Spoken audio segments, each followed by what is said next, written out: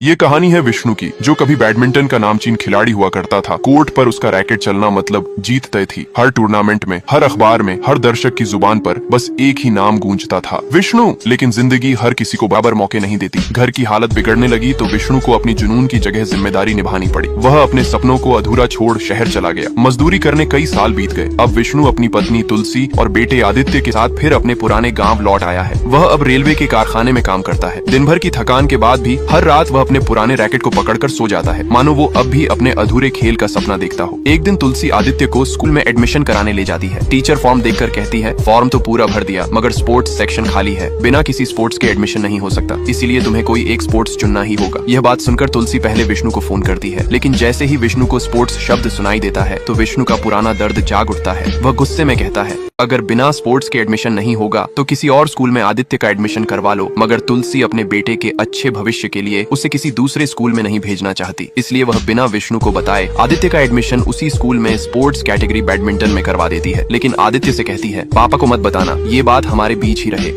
अब तुलसी को अपने बेटे के लिए बैडमिंटन खरीदना था, इसलिए वह अपने पति के दोस्त राजू के स्पोर्ट्स की दुकान पर जाती है और बैडमिंटन दिखाने को कहती है। राजू आदित्य के बैडमिंटन खेलने की बात सुनकर बहुत खुश हो जाता है और तुलसी से कहता है, पहले इसका बाप चैंपियन था, अब बेटा भी चैंपियन बनेगा। लेकिन तुलसी को राजू की यह बात मजाक लगती है, इसलिए वह कहती है, भैया क्यों मजाक कर रहे हो। लेकिन राजू कहता है, आपको शायद विष्णु के बारे में कुछ पता नहीं है। यह सुनकर तुलसी राजू से विष्णु का सारा सच जानने की कोशिश करती है। तब राजू दुकान के एक कोने से पुरानी सीढ़ी निकालता है और टीवी चालू करके विष्णु के बैडमिंटन खेलने की वीडियो दिखाता है। स्क्रीन पर युवा विष्णु दिखाई देता है। कोर्ट में उसकी रफ्तार, हर शॉट पर तालियों की गूंज और उसकी आंखों में जीत का जुनून था। वीडियो में अपने पति को इस तरह का बैडमिंटन खेलते देख तुलसी हैरान रह जाती है। लेकिन घर लौटकर वह विष्णु से झूठ बोलती है कि आदित्य का एडमिशन तो हो गया है, लेकिन शुक्रवार और शनिवार को आने में थोड़ी देर हो जाएगी। स्कूल से देर से आने की बात सुनकर विष्णु थोड़ा हैरान हो जाता है, लेकिन तुलसी बात को टालने के लिए विष्णु से खाने के बारे में पूछती है। इसी बीच उनका बेटा आदित्य अपने पिता के बैडमिंटन चैंपियन होने की बात सुनकर उन्हें देखता ही रह जाता है। अब आदित्य स्कूल में जाकर अपने पिताजी की तरह बैडमिंटन खेलने की कोशिश करता है, लेकिन पहली बार आदित्य बैडमिंटन खेलने की कोशिश कर रहा था, इसलिए वह ठीक से नहीं खेल पा रहा था। लेकिन अपने पिताजी की तरह अच्छा खिलाड़ी बनने के लिए वह घर आकर टीवी पर अपने पिताजी का पुरानी वीडियो देखने लगता है और उसी तरह अभ्यास करने की कोशिश करता है। अब धीरे धीरे आदित्य बैडमिंटन सीख जाता है। एकेडमी में जब कोच आदित्य का खेल देखते हैं तो वे बहुत खुश होते हैं। कोच प्रिंसिपल को बुलाकर आदित्य की खूब तारीफ करते हैं। इधर आदित्य के पिता को अपने बेटे के बारे में कुछ पता नहीं था। वे चुपचाप ट्रेन के कारखाने में मन लगाकर काम करते थे। एक दिन आदित्य अपने पिता के फाइनल मैच की सीढ़ी देखने की कोशिश करता है। तभी राजू जल्दी से सीढ़ी लेकर कहता है, अरे ये तो खराब है, तुम दूसरी देख लो। असल में राजू नहीं चाहता कि आदित्य उस हार को देखे जिसने विष्णु को बैडमिंटन से दूर कर दिया था।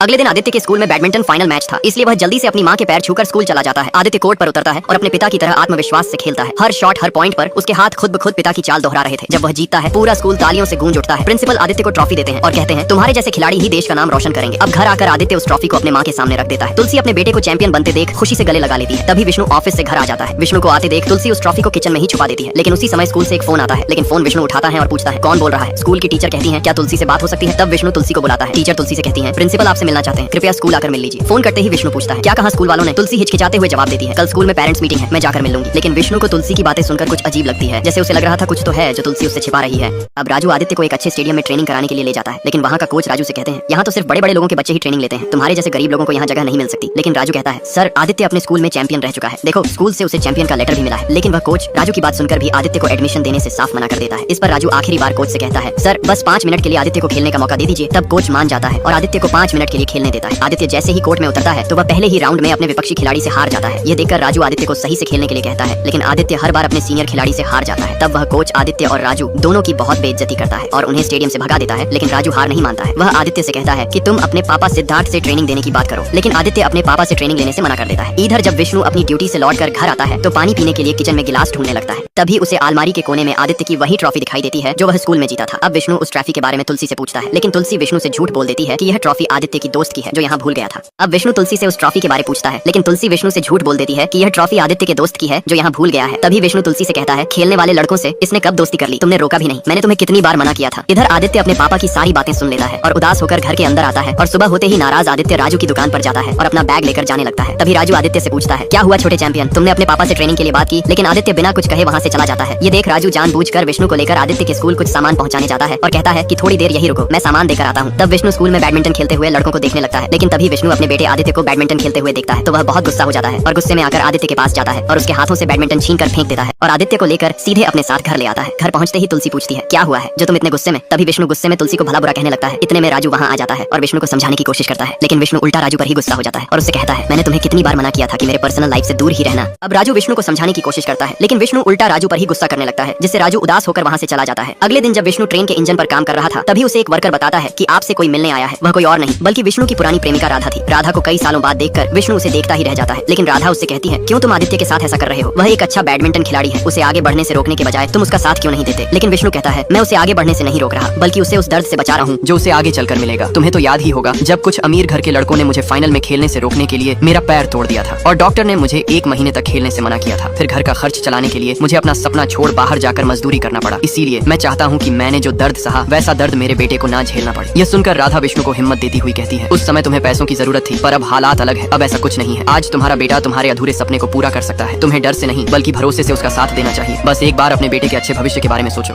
अब जाते जाते राधा विष्णु के चेहरे पर हाथ रखकर बहुत प्यार से उसे समझाती है कि आदित्य बैडमिंटन का अच्छा खिलाड़ी है, तुम उसे प्रैक्टिस करवाओ ताकि वह तुम्हारे उस अधूरे सपने को पूरा कर सके जो तुमने देखा था। तब विष्णु राधा की कही हुई बातों को सोचने लगता है और रात होते ही अपने बेटे के पास जाता है और उसके बगल में बैठकर अपने बेटे के भविष्य के बारे में सोचने लगता है। अब सुबह जैसे ही आदित्य की नींद खुलती है तो वह देखता है कि उसका पिता खुद उसके लिए बैडमिंटन बना रहे हैं। अपने पिता को ऐसा करते देख आदित्य बहुत खुश होता है। अब विष्णु खुद आदित्य को बैडमिंटन देता है। आदित्य अपने पिता से बैडमिंटन पाकर खुश हो जाता है। इधर विष्णु तुलसी से माफी मांगता है क्योंकि उसने गुस्से में उसको बहुत बुरा भला कह दिया था। तुलसी भी सब कुछ भूल कर खुश हो जाती है। अगले दिन विष्णु खुद आदित्य को बैडमिंटन की प्रैक्टिस करवाने के लिए घर से बाहर ले जा रहा था। तभी पास के अंकल उन दोनों बाप बेटे को साथ में घर से बाहर जाते देखकर बहुत खुश होते हैं और दोनों को पास बुलाकर पूजा की थाली से आरती लेने को कहते हैं। अब आदित्य आरती लेकर सीधे राजू की दुकान में जाता है। राजू आदित्य को देखकर पूछता है तुम कब से यहाँ खड़े हो। आदित्य कहता है अभी। लेकिन तभी राजू विष्णु को देखकर उदास हो जाता है और आदित्य को बाहर लाकर एक गन शॉप की ओर इशारा करता है। लेकिन आदित्य कहता है वहाँ पर क्या है अंकल। तब राजू कहता है बंदूक की दुकान है बेटा, एक से एक बंदूकें मिलती है, जिसको चाहो मार लो, दुश्मन को मारो, दोस्त को मारो, अपने सपनों को मारो और दूसरों के भी सपनों को मारो। असल में यह सारी बातें राजू अपने लंगोटियां यार विष्णु को ही सुना रहा था। अब विष्णु राजू को मनाने के लिए उसकी दुकान पर जाता है, लेकिन राजू गुस्से में विष्णु को बहुत कुछ कह देता है। उसके मन में अब भी वही दुख था जब विष्णु ने गुस्से में अपने घर उसे निकाल दिया था। बीजू का दिल टूटा हुआ था क्योंकि विष्णु सिर्फ उसका दोस्त नहीं उसका जिगरी यार था। लेकिन विष्णु मुस्कुराते हुए कहता है मैं यहाँ अपनी जिगरी दोस्त को मनाने आया हूँ और राजू को गले लगा लेता है जो एक भावनात्मक लम्हा होता है, जैसे पुराने दिनों की दोस्ती फिर से लौट आई हो। अब विष्णु अपने बेटे आदित्य को बैडमिंटन का चैंपियन बनाने की ठान लेता है। वह हर सुबह आदित्य को जॉगिंग कराने ले जाता है ताकि उसकी स्टेमिना बढ़े और आदित्य की सेहत और एकाग्रता के लिए सिद्धार्थ उसके खान पान पर भी पूरा ध्यान देता है। रोज उसके भोजन में बदलाव करता है ताकि शरीर के साथ साथ उसका मन भी मजबूत बने। फिर एक दिन विष्णु आदित्य को अपनी पुराने ट्रेनिंग कोर्ट में ले जाता है। वह कोर्ट अब जर्जर हो चुका था, लेकिन सभी लोग मिलकर उसकी सफाई में जुट जाते हैं और धीरे धीरे वह पुराना कोर्ट फिर से चमक उठता है। अब विष्णु अपने बेटे को बैडमिंटन की बारीकियां सिखाना शुरू करता है। शुरुआत में आदित्य शटल को ठीक से नहीं मार पाता है, लेकिन विष्णु के धैर्य और कड़ी ट्रेनिंग से वह रोज थोड़ा थोड़ा बेहतर होता जाता है। विष्णु अपने बेटे की प्रगति देखकर गर्व से भर उठता है और उसे और भी सख्त ट्रेनिंग देने लगता है क्योंकि अब यह सिर्फ खेल नहीं बल्कि एक सपना था जो बाप बेटे दोनों का था। अब विष्णु अपने अधूरे सपने को पूरा करने के लिए दिन में ट्रेन का इंजन बनाने का काम करता था और रात को अपने बेटे आदित्य को ट्रेनिंग कराता है। इधर तुलसी आदित्य के साथ मिलकर अपने पति विष्णु को खुश करने के लिए उसकी पुरानी ट्रॉफियां साफ करके एक टेबल पर सजा देती है। जब विष्णु अपनी पुरानी ट्रॉफियां देखता है तो वह बहुत खुश होता है, लेकिन थोड़ी देर बाद वह अपने बेटे आदित्य की एक ट्रॉफी सबके सामने रख देता है। कई महीनों बाद जूनियर नेशनल बैडमिंटन चैंपियनशिप का टूर्नामेंट आयोजित होता है, इसलिए विष्णु अपने बेटे आदित्य को लेकर टूर्नामेंट स्थल पर पहुंचता है। लेकिन वहां पहुंचने पर उन्हें पता चलता है कि वही लड़का शौर्य प्रताप सबसे अच्छा खेल रहा था। यह देखकर विष्णु थोड़ा निराश हो जाता है। अब थोड़ी देर बाद आदित्य के मैच की बारी आती है तो वह थोड़ा नर्वस होते हुए कोर्ट पर उतरता है क्योंकि यह बड़े मैच में उसका पहला टूर्नामेंट मैच था। जब मैच शुरू होता है तो आदित्य बार बार अपने प्रतिद्वंदी से हारने लगता है, लेकिन विष्णु आदित्य को हिम्मत देता है। फिर भी आदित्य अपने प्रतिद्वंदी को पॉइंट देता रहता है, जिसकी वजह से वह पहला राउंड हार जाता है। टाइम आउट होने पर विष्णु आदित्य से कहता है बेटा पहला राउंड हार गए तो क्या हुआ, अभी 2 राउंड और बाकी हैं। अब बस ध्यान से उसके शटलकॉक पर फोकस करो, देखना तुम्हारी ही जीत होगी।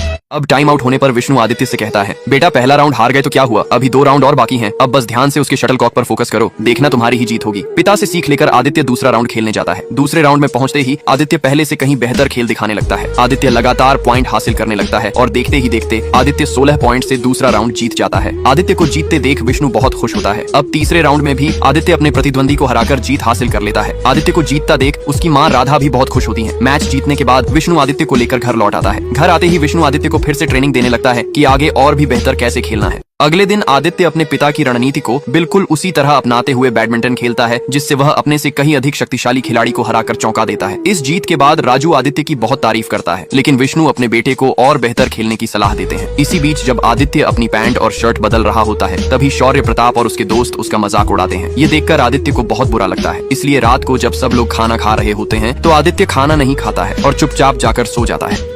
फाइनल में आदित्य का मुकाबला शौर्य प्रताप से होने वाला था। तभी विष्णु को अपने बेटे के बिहेवियर में कुछ बदलाव दिखाई देता है। इधर आदित्य क्वार्टर फाइनल जीतकर सेमीफाइनल तक पहुंच जाता है। ये देखकर शौर्य के दादा आदित्य के खेल से बहुत हैरान हो जाते हैं। हैरानी में वे अपने पोते के कोच से बात करते हैं। तब कोच कहता है शौर्य के सामने आदित्य कुछ नहीं कर पाएगा। अब दूसरा सेमीफाइनल शुरू होने वाला था, तो विष्णु ने आदित्य को समझाया, बेटा याद रखो, खेल में सिर्फ ताकत नहीं, समझदारी भी जरूरी होती है, ध्यान से खेलना। लेकिन आदित्य अब अपने पिता की बातों को अनदेखा करने लगा था। उसने अपनी मनमानी करते हुए खेलना शुरू किया। नतीजा यह हुआ कि उसका प्रतिद्वंदी एक के बाद एक पॉइंट लेता गया। इधर शौर्य अपना सेमीफाइनल जीतकर फाइनल में पहुंच जाता है, लेकिन आदित्य अपनी मनमानी के चलते अपने प्रतिद्वंदी से 2 पॉइंट पीछे रह जाता है। इतने में शौर्य आदित्य को कहता है कि फाइनल में मिलते हैं, अगर तुम पहुंच पाए तो। उसकी यह बात आदित्य के दिल पर सीधा वार कर गई। गुस्से से लाल होकर आदित्य ने अगला शॉट इतनी जोर से मारा कि शटल सीधी उसके प्रतिद्वंदी की आंख पर जा लगी। पूरा कोर्ट सन्न रह गया। विष्णु के चेहरे पर चिंता की लकीरें साफ झलक रही थी। उसने मन ही मन सोचा, आदित्य के अंदर यह गुस्सा कहां से आ गया? क्या मैं अपने बेटे को सही दिशा नहीं दे पा रहा हूँ? आखिर आदित्य ऐसा क्यों कर रहा है? अब गुस्से में आदित्य शॉट इतनी जोर से मारता है कि शटल सीधी उसके प्रतिद्वंदी की आंख पर जा लगती है, जिसके कारण आदित्य का प्रतिद्वंदी सेमीफाइनल के मैच में आगे नहीं खेल पाता है, जिससे आदित्य फाइनल में पहुंच जाता है। लेकिन विष्णु आदित्य के इस तरह के खेल खेलने से परेशान हो जाता है और आदित्य को बुलाकर कहते हैं, यह कैसा खेल खेल रहे हो तुम? आदित्य जवाब देता है, जीत तो गया हूं ना मैं। ये सुनकर विष्णु उसे समझाता है, तुम जो खेल रहे हो ये खेल नहीं है। किसी को चोट पहुंचाकर जीत जाना जीत नहीं कहलाता। अभी तो तुमने बस शुरुआत की है। लेकिन तभी आदित्य अपने पिता से कहता है, अभी तो मेरी शुरुआत हुई है, लेकिन आपके खेल का अंत क्यों हो गया था? आदित्य की यह बात सुनकर विष्णु को बहुत बुरा लगता है। तभी राजू और तुलसी आदित्य को समझाते हैं कि वह अपने पिता को सॉरी बोलो, लेकिन आदित्य तो अपने घमंड में डूबा था, इसीलिए सॉरी बोलने के बजाय वह अहंकार में कहता है, मैं अपनी मेहनत और अच्छा खेल खेलकर जीतता हूँ, किसी के कहने से नहीं। ये सुनकर विष्णु को ठेस पहुंचती है और वे अपने बेटे से कहता है, ठीक है तो चलो मुझसे एक मैच खेलो। तुरंत ही विष्णु और आदित्य दोनों आमने सामने कोर्ट में खेलने के लिए तैयार हो जाते हैं। लेकिन आदित्य को अब तक यह नहीं पता था कि जिस घमंड में वह अपने पिता को चुनौती दे रहा है, वह पहले बैडमिंटन का चैंपियन रह चुके थे। अब विष्णु अपने बेटे आदित्य का घमंड तोड़ने और उसे असली खेल का मतलब समझाने के लिए खुद कोर्ट में उतरता है। कोर्ट पर कदम रखते ही वह पहले ही राउंड में आदित्य को मात देकर एक पॉइंट बना लेता है। कुछ ही देर में दूसरा राउंड भी जीत लेता है और स्कोर 2-0 हो जाता है। धीरे धीरे हर राउंड में विष्णु का अनुभव और खेल की समझ हावी होने लगती है। आदित्य कितना भी कोशिश करता मगर वह एक भी राउंड नहीं जीत पाता। इधर पुरानी फ्रैक्चर की वजह से विष्णु के पैर में दर्द उभर आता है, लेकिन वह उस दर्द को नजरअंदाज करके अपने बेटे को खेल की असली भावना सिखाने के लिए खेलना जारी रखता है। कई राउंड हारने के बाद आखिरकार आदित्य निराश होकर रैकेट नीचे रख देता है। उसकी मायूसी देखकर विष्णु भी थोड़ा उदास हो जाता है, लेकिन वह अपने बेटे की गलती को भुलाकर उसे समझाने का फैसला करता है। घर लौटने पर तुलसी विष्णु से पूछती है, क्या आदित्य कभी अपने पापा जैसा चैंपियन बन पाएगा? विष्णु मुस्कुराते हुए जवाब देता है, नहीं, मेरा बेटा मुझसे भी बेहतर खिलाड़ी बनेगा। विष्णु की यह बात सुनकर तुलसी की आंखें खुशी से चमक उठती हैं। वह प्यार से कहती है, सच में तुम बहुत अच्छे पिता हो और मेरे लिए एक बेहतरीन पति भी, जो खुद दर्द में रहकर भी दूसरों को मुस्कुराना सिखाता है। ये सुनकर विष्णु भावुक हो जाता है और दोनों एक दूसरे को गले लगा लेते हैं। अब सुबह होते ही आदित्य राजू की दुकान पर आता है और अपने पिता के फाइनल मैच की पुरानी वीडियो देखने लगता है। वह देखता है कि फाइनल मैच के दिन उसके पिता के पैर में फ्रैक्चर हो गया था, जिसकी वजह से वह मैच हार गए थे। अपने पिता का सच जानकर आदित्य रोने लगता है। तभी राजू उसके पास आकर उसे समझाता है, तुझे शायद पता नहीं है, तेरा बाप तेरी वजह से इस खेल की दुनिया में वापस आया है। जा तैयारी कर, आज का मैच तुझे खुद के लिए नहीं बल्कि अपने पिता के उस अधूरे सपने के लिए खेलना है जो उसने कभी देखा था। अगले दिन आदित्य फाइनल मैच खेलने के लिए कोर्ट पर पहुंचता है। उधर से शौर्य भी मैच खेलने के लिए कोर्ट में आता है। इधर मैच शुरू होने से पहले आदित्य अपने पिता के पैर छूकर उनका आशीर्वाद लेता है। विष्णु भी अपने बेटे की इस विनम्रता को देखकर गर्व महसूस करता है और उसे मुस्कुराते हुए कोर्ट के अंदर भेजता है। तभी अनाउंसर घोषणा करता है कि जो खिलाड़ी ये फाइनल मैच जीतेगा वही जापान में होने वाले बैडमिंटन टूर्नामेंट में भारत का प्रतिनिधित्व करेगा। इसके बाद आदित्य और शौर्य के बीच फाइनल मैच शुरू होता है। मैच शुरू होते ही शौर्य तेजी से खेलते हुए पहला पॉइंट हासिल कर लेता है और थोड़ी ही देर में वह एक और पॉइंट जीत लेता है। अब धीरे धीरे मैच आगे बढ़ता है और हाफ टाइम तक शौर्य के 12 पॉइंट हो जाते हैं, जबकि आदित्य के सिर्फ 3 पॉइंट रहते हैं।